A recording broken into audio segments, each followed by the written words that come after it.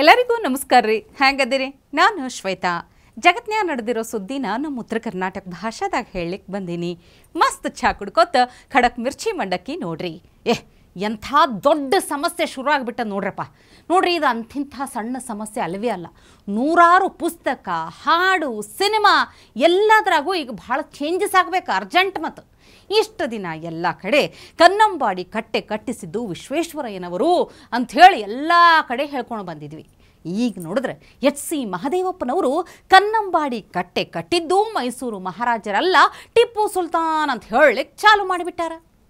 ನೀವು ಕನ್ನಂಬಾಡಿ ಒಳಗಡೆ ಹೋದರೆ ಫಸ್ಟು ಅಡಿಗಲ್ಲು ಹಾಕಿರೋದೇ ಟಿಪ್ಪು ಸುಲ್ತಾನ್ ಅವರು. ಕನ್ನಂಬಾಡಿ ಕಟ್ಟಕ್ಕೆ ಏನೋ ಗುರುಗಡೆ ನೋಡಿದಿರ ನೀವು? ಕುಮಾರು ನೋಡಿದಿರಲ್ಲ? ಫಸ್ಟ್ ಹಾಕೋರು ಧೈರ್ಯನೇ ಇಲ್ಲ ಹೇಳಕ್ಕೆ. ಅದನ್ನ ಯಾಕೆಂದರೆ ಅಂಬೇಡ್ಕರ್ ಹೇಳಿದ್ರೆ ಯಾರಿಗೆ ಚರಿತ್ರೆ ಗೊತ್ತಿಲ್ವೋ ಅವರು ಚರಿತ್ರೆ ನಿರ್ಮಾಣ ಮಾಡೋಕ್ಕಾಗಲ್ಲ. ಈ ಕಡೆ ಟಿಪ್ಪು ಅವ್ರಿಗೆ ಮಸೀದಿ ಇತ್ತು, ಆ ಕಡೆ ಶ್ರೀರಂಗಪಟ್ಟಣ ದೇವಸ್ಥಾನ ಇದೆ. ಈ ಕಡೆ ಅಲ್ಲವೋ ಅಕ್ಬರ್ ಅಂತಾರೆ, ಈ ಕಡೆ ಗಂಟೆನೂ ಹೊಡಿತದೆ. ಎರಡು ಕೇಳ್ಕೊಂಡು ಅಲ್ಲ, ಹಂಗಾದ್ರೆ ಈಗ ಮುಂದಿನ ವರ್ಷದಿಂದ ನಮ್ಮ ಬುದ್ಧಿಜೀವಿಗಳಿರ್ತಾರಲ್ಲ, ಸಿಲೆಬಸ್ನ್ಯಾಗ KRS ಕಟ್ಟಿದ್ದು ಟಿಪ್ಪು ಸುಲ್ತಾನ್ ಅಂತ ಹೇಳಿ ಬದಲಾಯಿಸ್ಬಿಡ್ತಾರ ಹೆಂಗೆ ಅಂತೀನಿ. ಅಲ್ರಿ, ಭಾಳ ಕನ್ಫ್ಯೂಸ್ ಆಗ್ಲಿಕ್ಕೆ ಚಾಲು ಆಗಿದೆ ನೋಡ್ರಪ್ಪ ನನಗಂತೂ. ಆದರೂ ನನಗೆ ಬಹಳ ದೊಡ್ಡ ಡೌಟ್ ಇತ್ತು. ನಮಗೆಲ್ಲ ಪಾಠದಾಗ ವಿಶ್ವೇಶ್ವರಯ್ಯನವರು KRS ಡ್ಯಾಮ್ ಕಟ್ಟಿದ್ದು, ಕೃಷ್ಣರಾಜ ಒಡೆಯರ್ ಕಟ್ಟಿಸಿದ್ದು ಅಂತೆಲ್ಲ ಹೇಳ್ಕೊಂಡು ಬಂದಿದ್ರಪ್ಪ. ಬಟ್ ಈ ವಿಷಯ ಅದೇ ಟಿಪ್ಪು ಸುಲ್ತಾನ ಪ್ಲ್ಯಾನ್ ಮಾಡಿದ್ದು ಅನ್ನೋದನ್ನು ಮಹದೇವಪ್ಪ ಅವರು ಅದು ಎಲ್ಲಿಂದ ಓದ್ಕೊಂಡು ಬಂದ್ರಂತ ಭಾಳ ಚಿಂತೆ ಆಗ್ಬಿಟ್ಟ ನೋಡ್ರಿ. ಒಂದು ಸಲ ಅವ್ರಿಗೆ ಕಲಿಸಿದಂಥ ಗುರುಗಳು ಯಾರು ಅಂತ ಹುಡುಕಾಡೋಣ ಅಂತ ಹೇಳಿ ನಾನು ತಿಳ್ಕೊಂಡೆ. ಫೈನಲಿ ಸಿಕ್ಕೇ ಬಿಟ್ಟ ನೋಡ್ರಪ್ಪ ಇವ್ರ ಮಾಸ್ಟರ್. ಭಾಷೆ ತಮಿಳರಿಗೆ ತಮಿಳು ಭಾಷೆ, ತೆಲುಗುವರಿಗೆ ತೆಲುಗು ಭಾಷೆ, ಕನ್ನಡದವರಿಗೆ ಕನ್ನಡ ಭಾಷೆ, ರಾಷ್ಟ್ರೀಯವಾದಂತ ಭಾಷೆಯನ್ನು ಸ್ಥಾಪಿಸಿದವರು ಮಾಡಿದವರು ಅದು ಮುಸಲ್ಮಾನರಾಗಿದ್ದಾರೆ. ಉರ್ದು ಭಾಷೆ ದೇಶದ ಪ್ರಪ್ರಥಮ ರಾಷ್ಟ್ರೀಯ ಭಾಷೆ ಆಗಿತ್ತು. ಈ ಭಾಷೆಯನ್ನು ಕಂಡುಹಿಡಿದವರು ನಾವು ಮಾತ್ರ ಅಲ್ಲ, ಈ ರಾಷ್ಟ್ರೀಯ ಭಾಷೆಗೆ ಜಗತ್ತಿನಲ್ಲಿರುವಂತಹ ಎಲ್ಲ ಗ್ರಂಥಗಳನ್ನು ಅನುವಾದಿಸಿದವರು ನಾವು. ಆಗ ಜಗತ್ತಿಗೆ ಗೊತ್ತಾಯಿತು. ಹಂಗಾದ್ರೆ ಮುಸಲ್ಮಾನರು ಬರೋ ತನಕ ಈ ದೇಶದಾಗ ಯಾರೂ ಮಾತಾಡ್ತಾನೆ ಇರಲಿಲ್ಲೇನು? ಮುಂದೇನಾಯ್ತು ಹೇಳಪ್ಪ ಹೋಗ್ಲಿ. ಅಲೆಕ್ಸಾಂಡರ್ ದಿ ಗ್ರೇಟ್ ಎಂದು ಹೇಳುವಂತಹ ಆ ಗ್ರೀಕ್ ರಾಜ ಈ ದೇಶಕ್ಕೆ ಬಂದಿದ್ದ. ಆ ರಾಜರ ಬಳಿಕದ ಇತಿಹಾಸವನ್ನು ತೆರೆದು ನೋಡಿದರೆ ಭಾರತಕ್ಕೂ ಹೊರ ಜಗತ್ತಿಗೂ ಯಾವುದೇ ಸಂಬಂಧ ಇರಲಿಲ್ಲ. ಮತ್ತೆ ಯಾವಾಗ ಸಂಬಂಧ ಆಯಿತು? ಮುಸಲ್ಮಾನರು ಈ ದೇಶಕ್ಕೆ ಬಂದಾಗ. ಮುಸಲ್ಮಾನರು ಈ ದೇಶಕ್ಕೆ ಬರುವ ಮೊದಲು ಈ ದೇಶಕ್ಕೂ ಹೊರ ಜಗತ್ತಿಗೂ ಸಂಪರ್ಕವೇ ಇರಲಿಲ್ಲ. ಜಗತ್ತಿಗೆ ಸಂಪರ್ಕವನ್ನು ಕಲ್ಪಿಸಿದವರು ನಾವು. ಅಯ್ಯೋ ಮೂರ್ಖ ಶಿಖಾಮಣಿಯೇ, ಈ ದೇಶದವರಿಗೆ ಯಾರಂದ್ರೆ ಯಾರ್ದು ಅವಶ್ಯಕತೆ ಬೇಡವಾಗಿತ್ತಪ್ಪ. ನಮಗೆ ಬೇಕಾಗಿದ್ದೆಲ್ಲ ಭಾರತದಾಗೇ ಸಿಗ್ಲಿಕ್ಕತ್ತಿತ್ತು. ಇಲ್ಲಿರುವುದನ್ನು ಕೊಳ್ಳೆ ಹೊಡಿಲಿಕ್ಕಂತ ಮುಸಲ್ಮಾನರು ಬಂದಿದ್ದು.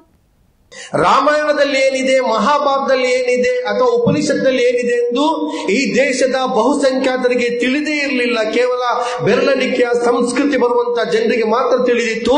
ರಾಮಾಯಣವನ್ನು ಮತ್ತು ಮಹಾಭಾರತವನ್ನು ಈ ದೇಶದಲ್ಲಿ ಪ್ರಪ್ರಥಮ ಬಾರಿಗೆ ಉರ್ದು ಭಾಷೆಗೆ ಅನುವಾದ ಮಾಡಿದವರು ಜಹಾಂಗೀರ್, ಮೊಘಲ್ ಸಂತತಿಯಾಗಿದ್ದರು ಅವರು. ಈ ದೇಶದಲ್ಲಿರುವಂತಹ ರಹದಾರಿಗಳು, ಈ ದೇಶದಲ್ಲಿರುವಂತಹ ಯೂನಿವರ್ಸಿಟಿಗಳು ಇದೆಲ್ಲ ಮುಸಲ್ಮಾನ್ ನಿರ್ಮಾಣ ಮಾಡಿದ್ರು. ಅಷ್ಟು ಮಾತ್ರವಲ್ಲ, ನೆಹರು ಹೇಳ್ತಾರೆ, ಈ ದೇಶಕ್ಕೆ ಮುಸಲ್ಮಾನರು ಬರುವ ಮುಂಚೆ ಕಟ್ಟಡ ಯಾವ ರೀತಿ ಕಟ್ಟಬೇಕು ಎಂಬುದರ ಕೂಡ ಅಷ್ಟರ ತನಕ ಜ್ಞಾನ ಇಲ್ಲದಂತಹ ಭಾರತೀಯರಿಗೆ ಕಟ್ಟಡದ ನಿರ್ಮಾಣದಲ್ಲಿ ಉತ್ಕೃಷ್ಟ ಶೈಲಿಯನ್ನು ಕಲಿಸಿಕೊಟ್ಟವರು ಮುಸಲ್ಮಾನರು. ತಾಜ್ ಮಹಲ್ ಅಂತ ಕಟ್ಟಡವನ್ನು ಈ ಜಗತ್ತು ಎಂದೂ ಕಂಡಿರಲಿಲ್ಲ, ಈ ದೇಶ ನೋಡಿ ಇರಲಿಲ್ಲ. ಅಂತಹ ಉತ್ಕೃಷ್ಟ ಮಟ್ಟದ ಕಟ್ಟಡವನ್ನು ಕಟ್ಟಿ ಅದರ ಜಗತ್ತಿನಲ್ಲಿ ಕೂಡ ಹೊಸ ಕ್ರಾಂತಿಯನ್ನು ಸೃಷ್ಟಿಸಿದವರು ನಾವು. ಸದ್ಯಕ್ಕೆ ನನ್ನ ಪುಣ್ಯ ರಾಮಾಯಣ ಮಹಾಭಾರತ ಎಲ್ಲ ಬರೆದಿದ್ದು ಜಹಾಂಗೀರ್ ಅಂತ ಅಂದಿಲ್ಲಲ್ಲ. ಹಲೋ ಮಿಸ್ಟರ್, ನಿಮ್ಮವರು ಕಟ್ಟಡ ಕಟ್ಟುವುದನ್ನು ಹೇಳ್ಕೊಟ್ಟಿಲ್ಲ, ಬೀಳಿಸೋದಷ್ಟೇ ಹೇಳ್ಕೊಟ್ಟಿದ್ದು. ಇವನೇ ಬಿಡ್ರಿ ಗ್ಯಾರಂಟಿ. ಮಹದೇವಪ್ಪನವ್ರ ತಲೆ ಮೇಲೆ ಕೈ ಇಟ್ಟ ಪುಣ್ಯಾತ್ಮ ಇವನೇ ಅಂತೀನಿ. ಇವ್ರಿಗೆಲ್ಲ ಪ್ರತಾಪ್ ಸಿಂಹ ಅವರೇ ಕರೆಕ್ಟ್ ನೋಡ್ರಿ. ಅಲ್ಲೇ ಡ್ರಾ, ಅಲ್ಲೇ ಬಹುಮಾನ. ನಮ್ಮ ಮೈಸೂರಿನ ಜೂನಿಯರ್ ಡಾಕ್ಟರ್ ಯತೀಂದ್ರ ಅವರು ಕಳೆದ ವಾರ ನಾಲ್ವಡಿಯವರಿಗಿಂತ ನಮ್ಮಪ್ಪನೇ ದೊಡ್ಡ ವ್ಯಕ್ತಿ ಅಂತ ಹೇಳಿ ಹೇಳಿಕೆಯನ್ನು ಕೊಟ್ಟರು. ಈ ವಾರ ಸೀನಿಯರ್ ಡಾಕ್ಟರ್ ಮಹದೇವಪ್ಪನವರು ನಾಲ್ವಡಿಯವರು ತಮ್ಮ ಮನೆ ಮಂದಿಯ ಒಡವೆಯನ್ನೆಲ್ಲ ಅಡವಿಟ್ಟು ನಿರ್ಮಾಣ ಮಾಡಿದಂತಹ ಕನ್ನಂಬಾಡಿ ಕಟ್ಟೆಗೆ ಅಡಿಗಲ್ಲು ಇಟ್ಟವನೇ ಟಿಪ್ಪು ಸುಲ್ತಾನ್ ಅಂತ ಹೇಳಿಕೆಯನ್ನು ಕೊಟ್ಟಿದ್ದಾರೆ. ಜೂನಿಯರ್ ಡಾಕ್ಟರ್ ಹೊಸ ಇತಿಹಾಸವನ್ನು ಬರ್ಲಿಕ್ಕೆ ಕೊಟ್ರೆ ಸೀನಿಯರ್ ಡಾಕ್ಟರ್ ಹಳೆ ಇತಿಹಾಸವನ್ನು ತಿರುಚಲಿಕ್ಕೆ ಹೊರಟಿದ್ದಾರೆ. ಸ್ವಾಮಿ ಮಹದೇವಪ್ಪನವರೇ, ನೀವು ಇತ್ತೀಚೆಗಷ್ಟೇ ಉದ್ಘಾಟನೆಯಾದಂತಹ ನಮ್ಮ ಯಡಿಯೂರಪ್ಪ ಸಾಹೇಬರು ಮತ್ತು MP ರಾಘವೇಂದ್ರ ಅವರ ಪರಿಶ್ರಮದಿಂದ ನಿರ್ಮಾಣವಾದಂತಹ ಸಿಗಂದೂರು ಸೇತುವೆಗೂ DPR ಮಾಡಿದವರು ನಾವೇ ಅಂತ ಅಲ್ಲೂ ಕ್ರೆಡಿಟ್ ತೊಳಕ್ ಹೋಗಿದ್ರಿ ಸರ್. ನಾನ್ ನಿಮ್ಮನ್ನ ಕೇಳೋದು ಇಷ್ಟೇನೆ, ಟಿಪ್ಪು ಸುಲ್ತಾನ್ ಕನ್ನಂಬಾಡಿ ಕಟ್ಟೆಗೆ ಅಡಿಗಲ್ಲು ಇಟ್ಟಿದ್ದಾನೆ ಅನ್ನೋದು ನಿಜವಾಗದಾದ್ರೆ ಅದಕ್ಕೆ DPR ಮಾಡಿದವರು ಯಾರು ಸರ್? ಅದಕ್ಕೆ ಯಾವ ಮಸೀದಿಯ ಮುಲ್ಲನೋ ಮೌಲ್ವಿನೋ DPR ಮಾಡಿರ್ಬೇಕಲ್ಲ. ಆ ಮುಲ್ಲಾ ಮೌಲ್ವಿ ಹೆಸರನ್ನು ದಯವಿಟ್ಟು ಹೇಳಿ ಸರ್. DPR ಇಲ್ದಲೆ ಸೇತುವೆನೂ ಕಟ್ಟಕ್ಕಾಗಲ್ಲ, ಕನ್ನಂಬಾಡಿ ಅಂತ ಕಟ್ಟೆನೂ ಅಣೆಕಟ್ಟನ್ನು ಕೂಡ ಕಟ್ಟಕ್ಕಾಗಲ್ಲ. ಇದು ಒಂದು ಹೊಸ ಇತಿಹಾಸದ ಬಗ್ಗೆ ಜನಕ್ಕೂ ಕೂಡ ಒಂದ್ ಸ್ವಲ್ಪ ಜ್ಞಾನಾರ್ಜನೆ ಆದಂಗ ಆಗುತ್ತೆ ಸರ್. ಟಿಪ್ಪು ಸುಲ್ತಾನ್ ಇದ್ದಾಗ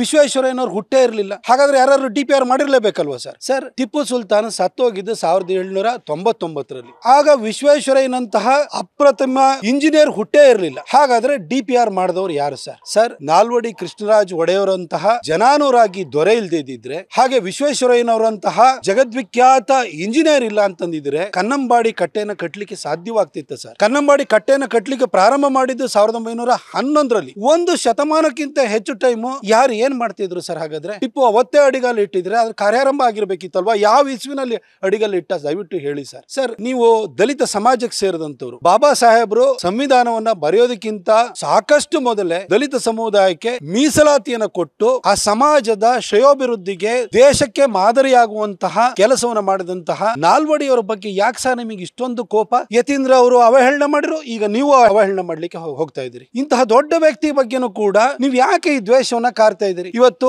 ಹುಣಸೂರಿನಿಂದ ಗಜಪಯಣ ಪ್ರಾರಂಭ ಆಗ್ತಾ ಇದೆ. ನೀವು ಅಲ್ಲೂ ಕೂಡ ನೀವೇ ಗಜಪಯಣ ಪ್ರಾರಂಭೋತ್ಸವಕ್ಕೆ ನೀವೇ ಬರ್ತೀರಿ ಅಂತ ಅನ್ಸುತ್ತೆ. ದಯವಿಟ್ಟು ಅಲ್ಲೂ ಹೇಳ್ಬಿಡಿ, ಟಿಪ್ಪು ಸುಲ್ತಾನ್ನೇ ಈ ದಸರಾವನ್ನು ಪ್ರಾರಂಭ ಮಾಡ್ದ ಅಂತ ಹೇಳಿ ಮೈಸೂರು ಜನ ಧನ್ಯರಾಗಿಬಿಡ್ತಾರೆ. ಮಹದೇವಪ್ಪನವರೇ, ನೀವು ಹೇಳಿ ಕೇಳಿ ಒಬ್ಬ ಜ್ಞಾನಿ ಇದ್ದೀರಿ, ನಿಮ್ಮಿಂದ ಈ ಮಾತನ್ನ ನಾವು ನಿರೀಕ್ಷೆಯನ್ನ ಮಾಡಿರ್ಲಿಲ್ಲ. ಇದು ಲಾಜಿಕ್ಕೇ. ಮತ್ತು ಟಿಪ್ಪು ಸುಲ್ತಾನ ಅಡಿಗಲ್ಲು ಇಟ್ಟವನು ಆದ್ರೆ ಡೀಸೆಲ್ ಮತ್ತು DPR ಮಾಡಿದ ಯಾರು? ಟಿಪ್ಪು ಅಪ್ಪ ಹೈದರಾಲಿನ? ಯಾಕಂದ್ರೆ ವಿಶ್ವೇಶ್ವರಯ್ಯ ಅವರಂತೂ ಹುಟ್ಟಿರ್ಲಿಲ್ಲ ಅವಾಗ. ಇನ್ನು ಯಾರು ಇರ್ಲಿಕ್ಕೆ ಸಾಧ್ಯ ಆಯ್ತಪ್ಪ?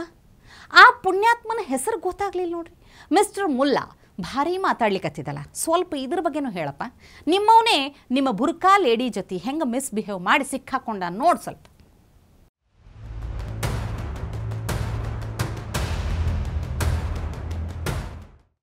ಈ ಥರ ಆಟ ಆಡಿದ್ರೆ ಯೋಗಿಜಿ ಸುಮ್ಮನೆ ಬಿಟ್ಬಿಡ್ತಾರೇನ್ರಿ? ನೋಡ್ರಿ ಹೆಂಗೆ ಬಿದ್ಕೋಣ ಅಂತ ಹೇಳಿ. ಇನ್ನು ಈ ಕಾಂಗ್ರೆಸ್ ಮಂದಿದಂತೂ ಅವ್ರ ಗ್ಯಾಂಗ್ದಂತೂ ಬರೀ ಇದೇ ಕತೆ ಆಯ್ತು ನೋಡ್ರಿ. ಈಗಷ್ಟೇ ಇವರು ಮಾಲೀಕ ರಾಹುಲ್ ಜಡ್ಜ್ ಕೈಲೇ ಮಂಗಳಾರತಿ ಮಾಡಿಸ್ಕೊಂಡು ಬಂದಾರ. ಆದರೂ ಇವ್ರಿಗೆಲ್ಲ ಇನ್ನೂ ಬುದ್ಧಿನೇ ಬಂದಿಲ್ಲ. ವಿರೋಧ ಪಕ್ಷ ಆಗಿ ಹೆಂಗಿರ್ಬೇಕು ಅನ್ನೋದನ್ನ ಕಾಂಗ್ರೆಸ್ ಕಲಿಯೋದು ಭಾಳ ಐತಿ ಬಿಡ್ರಿ. आपने ये बताया कि जब कोई स्पीकर बोल रहा है, अब मैं यहां से बोल रहा हूं, अगर मेरे बगल में आकर के कोई खड़ा होकर के नारे लगाएगा, this is not democracy, this is not house working, ये काम करने का तरीका नहीं होता. आप, मैंने कई बार कहा, ओ मैडम जी सुन लीजिए, मैंने इन लोगों को कई बार कहा, 40 साल से ज्यादा ऑपोजिशन में रहा हूं, कुछ मेरे से ट्यूशन ले लो, मैं बता दूंगा ऑपोजिशन कैसे करना आता है. अभी नए नए हो, अभी तो 10 ही साल हुए हैं, अभी तो 10 ही साल हुए हैं, अभी 30-40 साल रहना है, मेरे से ट्यूशन ले लो, मैं बताऊंगा आपको ऑपोजिशन कैसे होती है. ಸರಿಯಾಗಿ ಹೇಳಿದ್ರಿ ನಡ್ಡಾಜಿ. ಆದ್ರೆ ಅವ್ರು ಮಂಡ್ಯ ಒಳಗೆ ಹೋಗೋದೇ ಇಲ್ಲ ಅಂತ ಐತಿದ. ಅಲ್ಲ, ಈ ಒಕ್ಕೂಟದವ್ರು, ಇಂಡಿ ಒಕ್ಕೂಟದವ್ರಲ್ಲ, ಇವ್ರನ್ನ ನೋಡಿದ್ರೆ ಒಂಥರ ಅಸಹ್ಯ ಅನಿಸ್ತದೆ ನೋಡ್ರಿ. ಯಾಕಂದ್ರೆ ಇವರಿಗೆ ತಮ್ಮ ದೇಶ, ಧರ್ಮ ಏನು ಎದ್ರ ಬಗ್ಗೆನೂ, ಸೇನೆ ಮೇಲೆ ಯಾವುದ್ರ ಮೇಲೂ ನಂಬಿಕೆ, ಪ್ರೀತಿ ಏನೂ ಇಲ್ಲ ಅಂದ್ರೆ ಹೆಂಗೆ ಹೇಳ್ರಿ? ಒಬ್ಬ ಮಹಿಳಾ CRPF ಗಡಿದಾಗ ನಿಂತು ಕಣ್ಣೀರು ಹಾಕ್ಲಿಕ್ಕತ್ತಾರ. ನನ್ನ ಮನೆಯನ್ನು ಕಳ್ಳರೆಲ್ಲ ದೋಚ್ಕೊಂಡು ಹೋಗ್ಯಾರ, ತಮಿಳುನಾಡಿನ ಪೊಲೀಸರು ಏನೂ ಮಾಡಕತ್ತಿಲ್ಲ ಅಂತ ಹೇಳಿ. दिन CRPF வேலை பார்த்துட்டு இருக்கேன் ஜம்மு காஷ்மீரில். என் ஊர் பொண்ணு பக்கத்தில் நாராயணபுரம் கிராமம். எங்கள் வீட்டில் நானு, எங்கள் அப்பா, எங்கள் அண்ணன், எங்கள் அம்மா. எங்கள் அம்மா 24ஆம் தேதி சாயங்காலம் 3:30 மணிக்கு மாடு மேய்க்க போகும்போது யாரும் கூட்டு உடச்சி மொத்த நகை எடுத்துகிட்டு போயிட்டேன். என் கல்யாணத்துக்காக சேர்த்து வச்சேன் நகை. 5 மணிக்கு ரிட்டர்ன் வந்து பார்க்கும்போது மொத்த பூட்டு உடச்சிட்டு சாமான்லாம் எடுத்துட்டு போயிட்டாங்க நகை எல்லாத்தையும். 6 மணிக்கு எங்கள் அப்பா ஆடு மேய்ச்சிட்டு வந்து பார்க்கும்போது ஒரு நகையும் கூட இல்லைன்னு சொல்லிட்டு எங்கள் அப்பாவும் எங்கள் அம்மாவும் அக்காது ஓடாவிட்டு எங்கள் அண்ணன் வேலைக்கு போயிட்டு ரிட்டர்ன் வந்து பார்க்கும்போது அவங்க அழுதுட்டு இருந்தது பார்த்து கேட்டுட்டு போலீஸ் ஸ்டேஷனில் போய் கம்ப்ளைண்ட் கொடுத்தா. ஜூன் மாதம் 24ஆம் தேதி நைட்டு. மறுநாள் 25ஆம் தேதி சிஎம் பந்தோபஸ்து சொல்லிட்டு யாரும் வந்து எதுவும் பண்ணவே இல்லை. 12:30 மணிக்கு தான் ஃபிங்கர் பிரிண்ட்டுக்காரங்கெல்லாம் வந்து ஃபிங்கர் பிரிண்ட் எடுத்துட்டு போனாங்க. எஃப்ஐஆர் காப்பி கூட போடாமல் 28ஆம் தேதி தான் எஃப்ஐஆர் காப்பி போட்டு கொடுத்தாங்க. நான் எல்லா விதத்துலேயும் ட்ரை பண்ணி பார்த்துட்டேன். கேஸ் எந்த இடத்துல எதுவும் எடுக்க மாட்டேன்றாங்க. என் வீட்டில் யாருக்கும் எந்த இது பண்ண முடியாமல் மொக்க நிற்கிறாங்க.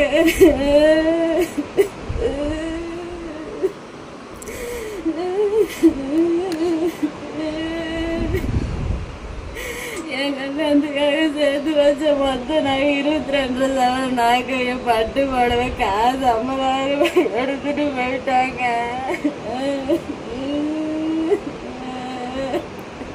ಥೋ ಇಂಥ ಸರ್ಕಾರ ಇದ್ರಷ್ಟು ಬಿಟ್ಟರಷ್ಟು ಹೇಳ್ರಿ.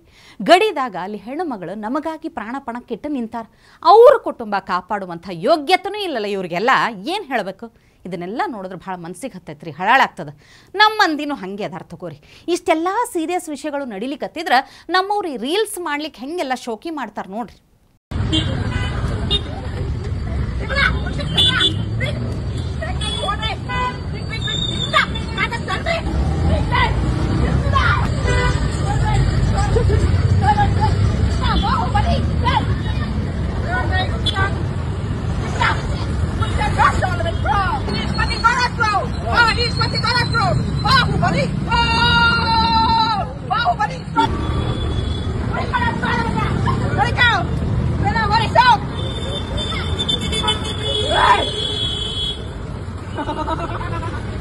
ಬಾಹುಬಲಿ ಮಾಹಿಷ್ಮತಿ ನಿಂದ ಉರಿಗೆ ಶಾನ್ ಬಂದ